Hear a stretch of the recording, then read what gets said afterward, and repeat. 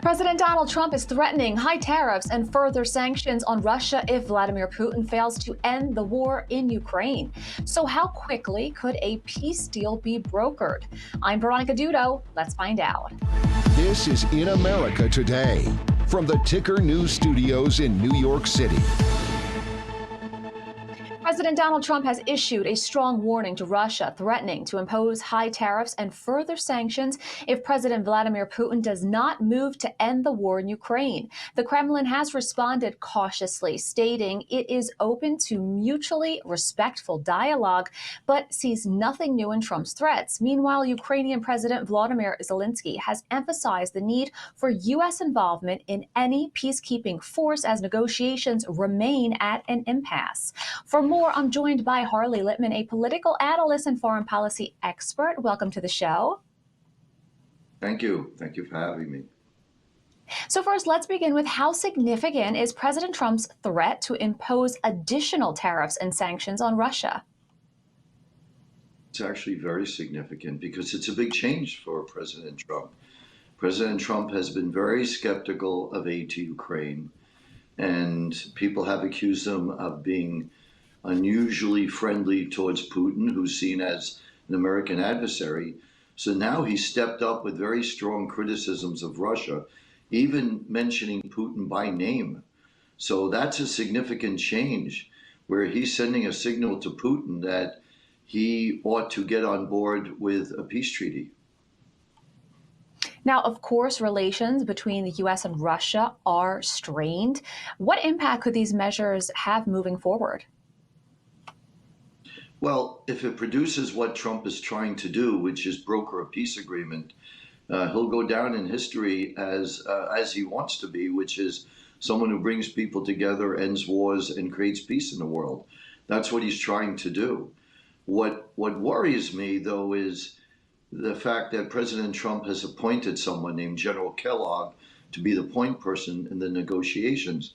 The problem is the Russians have already started to attack General Kellogg personally, publicly, saying things like he loves money and things of that nature. And when you're doing that, that doesn't really set the stage for a good peace agreement.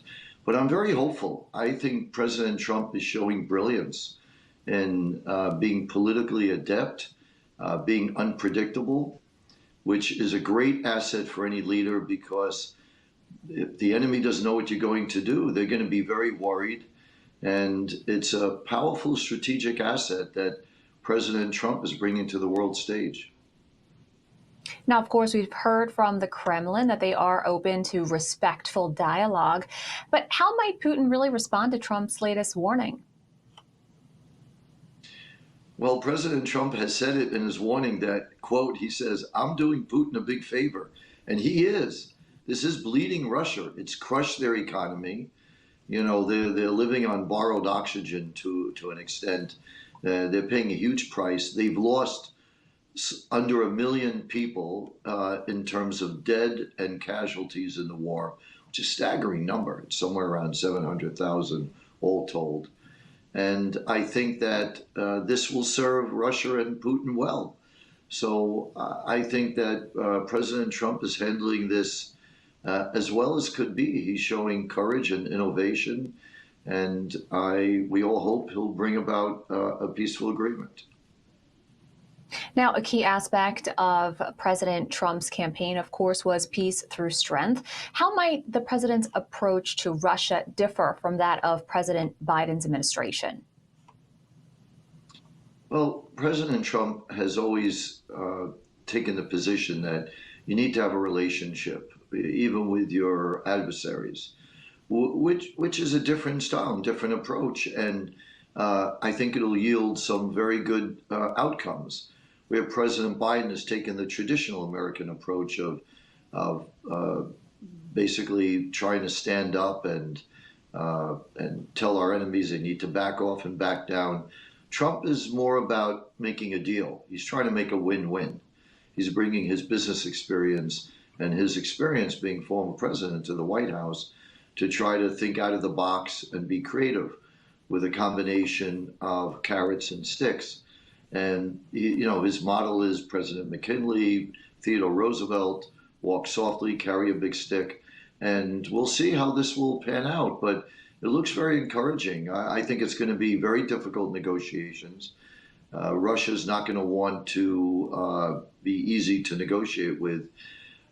And Russia now has about 20% of Ukrainian land, which Zelensky says is unacceptable, but probably in some type of peace agreement, Russia will keep most, if not all of it. And Ukraine will have to accept it if they get the right assurances that this truly ends the war. Now, President Zelensky has called for U.S. troops in any peacekeeping force. How likely is it that the U.S. would commit to such a deployment? Well, Zelensky is very smart because he knows that real deterrence will be U.S. troops. It'll be up to the Senate and Trump whether he would agree to that. That would be quite interesting. But U.S. troops there will be a formidable tripwire that would probably prevent Russia from violating whatever peace agreement they come up with. Just look at Korea. For the past 50, 60 years, we've had U.S. troops in the demilitarized zone between North Korea and South Korea, and that has prevented a war there all this time. So having U.S. troops there would probably be an interesting and formidable approach to preventing Russia from breaking this peace treaty if it comes about. Now, what role could U.S. allies in Europe and NATO play in supporting Trump's proposed approach to resolving the conflict? Well, for one, President Trump said it very well. In effect, we can't care more than them. If Europe wants to be protected, they have to pony up, in effect, and pay more for their share of defense. America pays too big a burden, and I believe President Trump has said that they should spend 5% of their GDP for defense, which as of now, it's about 2% or less. And as Trump pointed out, it is inadequate. So he's getting great advice, and Trump has excellent instincts. And I would say that this will prevent war, because if NATO ponies up and increases their defenses, that's a huge deterrent to Putin. He's not eager to want to go to war against 30 nations that have formidable militaries. But if he sees that the European nations are weak and are not spending enough money for their defense, that could only encourage Putin to go further militarily. So what Trump is doing right now is, I think, spot on. Harley Lippman, thank you so much for your time today. Thank you for having me. This is Ticker. We'll be right back.